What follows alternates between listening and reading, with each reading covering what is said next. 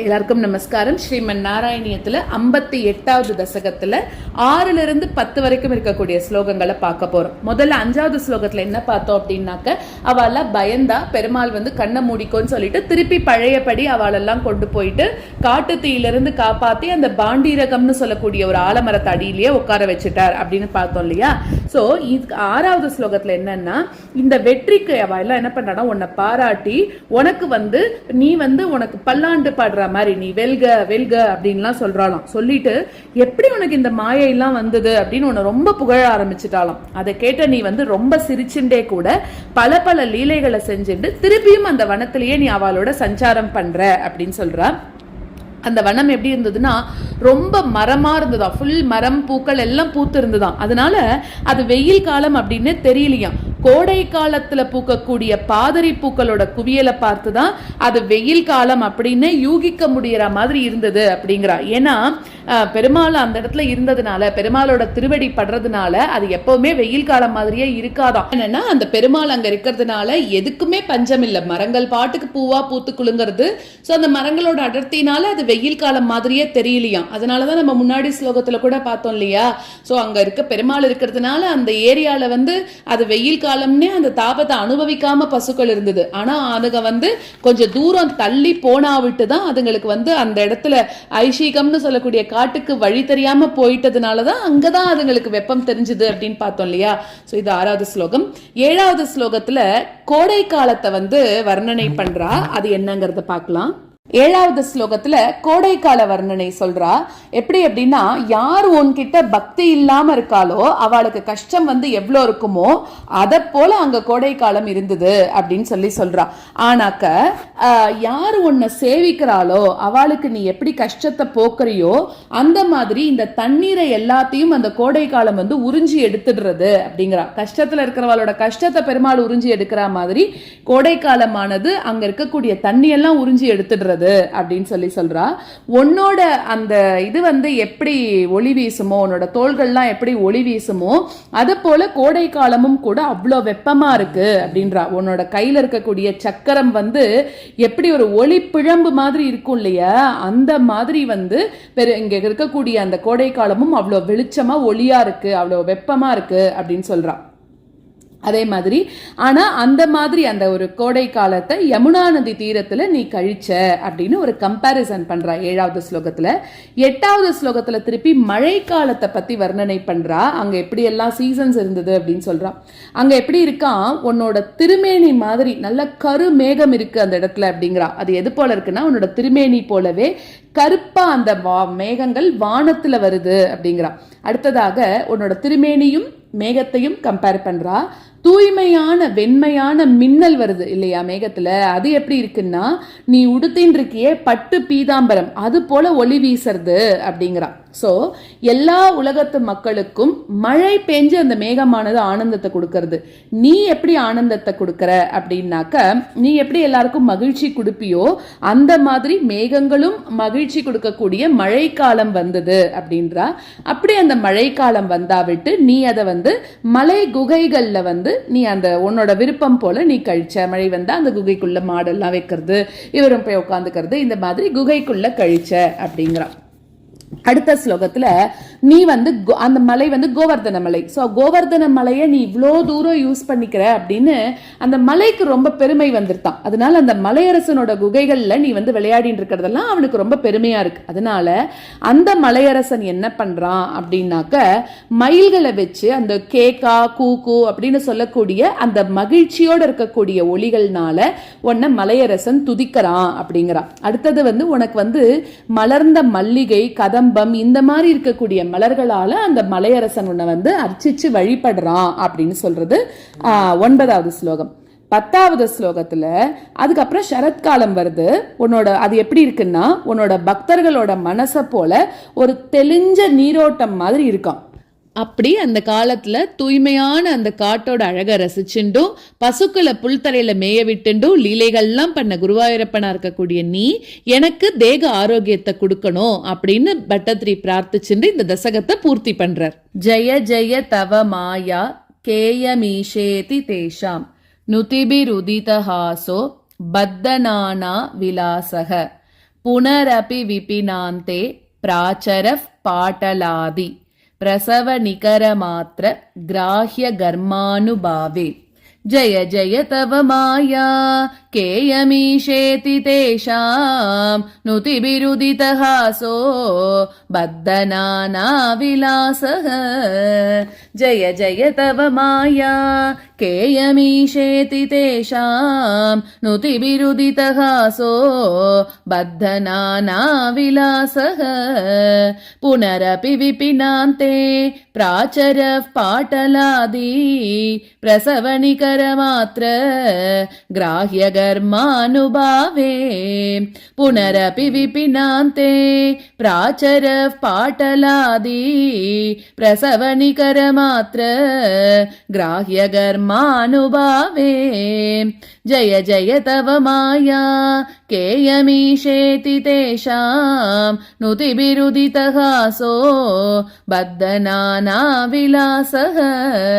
पुनरपि विपिनान्ते प्राचरः पाटलादि प्रसवनिकरमात्र ग्राह्यघर्मानुभावे जय जय तव माया केयमीशेति तेषां नुतिभिरुदितहासो बद्धनानाविलासः पुनरपि विपिनान्ते प्राचरः पाटलादि प्रसवनिकरमात्र ग्राह्यघर्मानुभावे त्वयि विमुखमिवोच्चैः तापभारं वहन्तम् तव भजन वदन्तः पङ्कमुच्चोषयन्तं तव भुजवदुदञ्चत् भूरितेजः प्रवाहं तपसमयमनैषीः यामुनेषु स्थलेषु त्वयि विमुखमिवोच्चैः तापभारं वहन्तं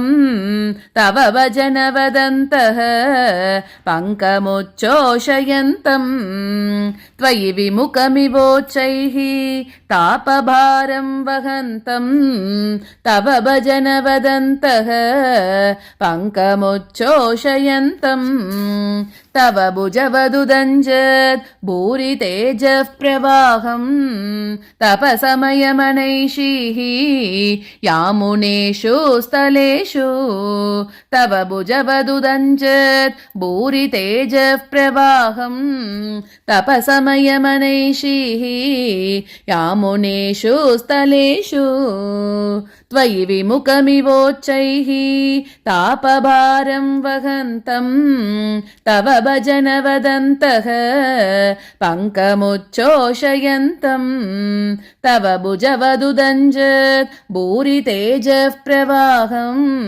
तपसमयमनैषीः यामुनेषु स्थलेषु त्वयि विमुखमिवोच्चैः तापभारं वहन्तं तव भजन वदन्तः पङ्कमुच्चोषयन्तं तव भुजवदुदञ्चत् भूरितेजः प्रवाहं तपसमयमनैषीः यामुनेषु स्थलेषु तदनु जलदजालैः त्वद्वपुस्तुल्यबाभिः विगसदमलविद्युत् पीतवासो विलासैः सकलभुवनबाजां हर्षदां वर्षवेलां क्षितिधरकुहरेषु स्वैरवासी व्यनैषीः तदनु जलदजालैः त्वद्वपुस्तुल्यबाभिः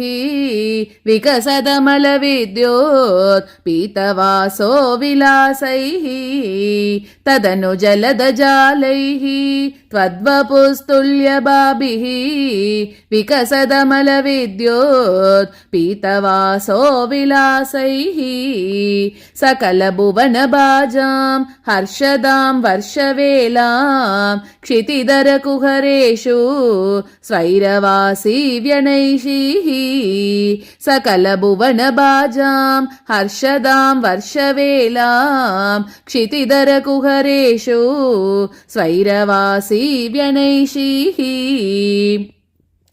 तदनु जलदजालैः त्वद्वपुस्तुल्यबाभिः विकसदमलविद्योत् पीतवासो विलासैः सकलभुवनबाजां हर्षदां वर्षवेलां क्षितिधरकुहरेषु स्वैरवासी व्यनैषीः तदनु जलदजालैः त्वद्वपुस्तुल्यबाभिः विकसदमलविद्योत् पीतवासो विलासैः सकलभुवनबाजां हर्षदां वर्षवेलां क्षितिधरकुहरेषु स्वैरवासी व्यनैषीः कुहरतलनिविष्टं त्वां गरिष्ठं गिरीन्द्रः शिखिकुलनवकेका काकुभिः स्तोत्रकारी स्फुटकुटजकदम्ब